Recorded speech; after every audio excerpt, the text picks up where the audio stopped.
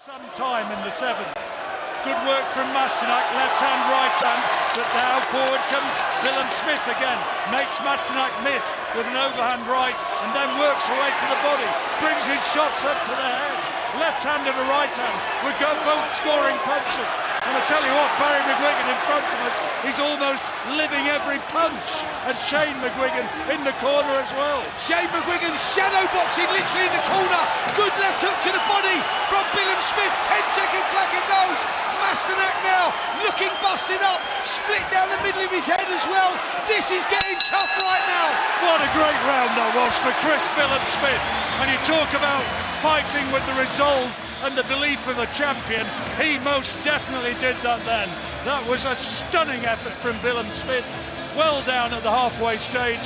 Round 7, we're into the second half of the fight, and maybe Chris Billam-Smith has just had his most important round. I completely agree. This is going to come down to how badly you want it, it seems. Both of these guys in tip-top condition. They're both having success. It was all Masternak between 2 and 4, 5 and 6, maybe for me. That round 7 there, he just seemed to have turned the tide a touch, and as the boys were saying in commentary, Gareth, Masternak is slowing. He's got to keep the foot down now as Chris Billam-Smith in order to get the job done down the back end. In a weird way, it's not a difficult fight to read. The last 2 rounds of Billam-Smith for me, he's a point behind now after 7 for me, but it's a fantastic fight. But he's got the engine and the will to impose his skills on Masternak, who is still sitting down. Very, very slow to get up off his stool. They pulled him out! They pulled him out! Billam-Smith's won it! Masternak, for whatever reason, either he's quit or there's a problem we don't know about, but he's been pulled out, and Chris Billam-Smith, after that tremendous round, the 7th, when he was on top, and he changed the whole dynamic of the fight. There are celebrations in there now. He leapt onto the ropes. He holds his trainer aloft. Shane McGuigan, and what a turnaround that was. And I do believe that with that terrific effort in the 7th round, that he broke the heart of Matheus Masternak and took him out of it. And Masternak, having felt the will and the desire of the champion, just didn't want any more. John Rawling, I don't know where that come from. You know, you sense that there was a slight turning in the tide. Chris Billam-Smith had a good round there in the 7th, but he needed that good round. Masternak was having so much success. Billam-Smith had to ask questions of himself, and he done that. We've seen it before. We saw it when he won the world title back in May at the Vitality Stadium against Lawrence Okolie. A similar sort of thing he had to bite down on his gum shield. One thing Chris Billam-Smith does, he gives you entertainment. What a brave boy. He was well beaten in the first half of that fight. Gareth had it by round. We had it significantly wider. We had it by maybe 4, maybe 5 points in Masternak's favour, but he still believed Billam-Smith, and I'm hearing maybe that there's a rib injury to Masternak, and those big punches that he found, it might be that there's a cracked rib in there for Masternak, and Billam-Smith, anyway, he took him out and finished it, and that is the end of the fight. And he holds his arms aloft, listen to the reaction, he's still the champion. Well, deserved reaction there because he had to find something from somewhere. Round 7, I'm hearing a body shot, a cracked rib from Masternak. He couldn't continue. Billam-Smith, when he needed to turn a screw, when he needed to find something, he found it. That's what champions do. He's set up an unbelievable 2024 now with so many other champions. Unifications, Jai Opataya, rematch with Richard Riakporhe, Lawrence Okolie rematch. There's so much out there for him right now, but one thing I can guarantee is, boys, we are coming back to Bournemouth. Gareth, what a tough guy. Both of them, I thought both of them showed incredible toughness in there. I've got to be honest, this is a world title fight. You're not going to get another opportunity to rock and roll again from a Matheus Masternak point of view. Listen, I'll come back to this in a minute. Let's get the official word from Mark. Referee John Latham calls a stop to this contest 2 seconds into the 8th round due to a corner retirement due to an injury. Declaring your winner, and still the WBO Cruiserweight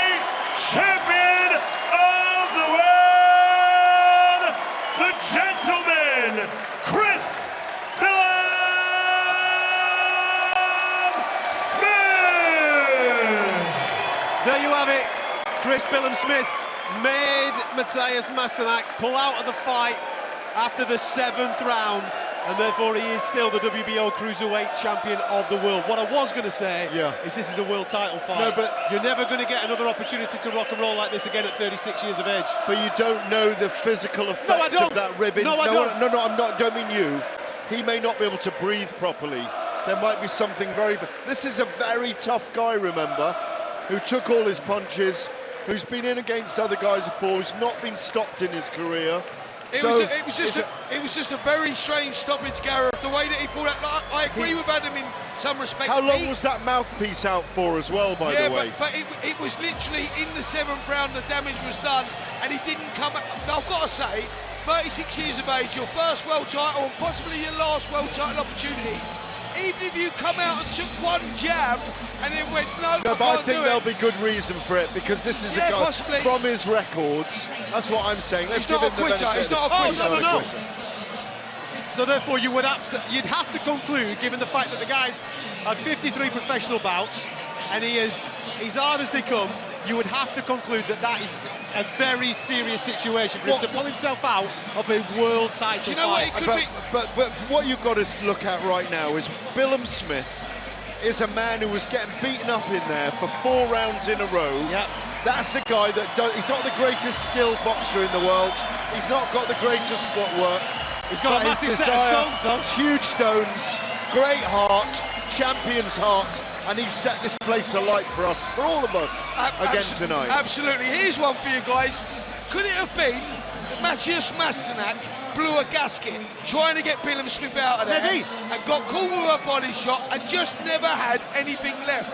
Well, it's like what you've just said there, right? Gareth kind of nailed it. Between rounds 2 and rounds number 6, that was Masternak's fight. He was having his way with Chris Billam-Smith, but there's something inside Chris Billam-Smith that said, not tonight, buddy, and he flipped it. Could it be a case of, yeah, all right, he might be injured, but more so, did he have his heart broken in there, Spence? Because he's thrown the kitchen sink at him, he's not gone anywhere, he's not dropped him, he's caught him clean, and then he's still coming forward and landing big, heavy blows in that 7th round. You know what they call that? They call that sucking out someone's soul, and that's what I'm saying. That's what could have happened to Masternak there, where you go, listen, I know that when you hit a brick wall in there, you've got nothing left. You've thrown everything and the kitchen sink, which Masternak did. You know, that's what he done.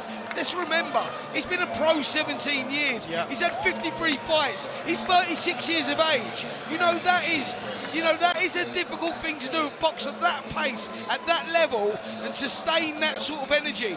It may have been that he just blew a gasket and had no fight left in him. The fact is this. Chris Billam-Smith made Matheus Masternak pull out of the fight. He made him walk away from this contest. That's what happened this evening. This was, on paper, an incredibly tough test for Chris Billam-Smith. Every single one of us in the build-up to this was saying, for a first title defence, this is really risky. Said it. Absolutely. But we commend it. We commend it from the promoter. We commend it from Chris's point of view. This is what we want to see. We want to see our champions in proper fights. We want to see him taking on proper title defences. That was a proper title defence, and for large percentages of that fight, he was up against it and it was going the wrong way.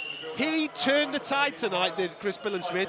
He's come of age, and now he sets up a fantastic 2024. Absolutely. Listen, that's what champions do. They turn the tide. They don't feel sorry for themselves. At the end of round 4, he walked back to that corner with his head down, and I looked at him, and as an ex-fighter, I'm looking at him going, this kid ain't got a lot left. I don't think he wants much more of this, but he found something from somewhere. They call that a champion's mindset. That's what Billam-Smith does. He's an entertainer. He fights with his heart on his sleeve, and he had to do that tonight. He had to dig deep, and he done it, and he turned it around. Credit where credit's due.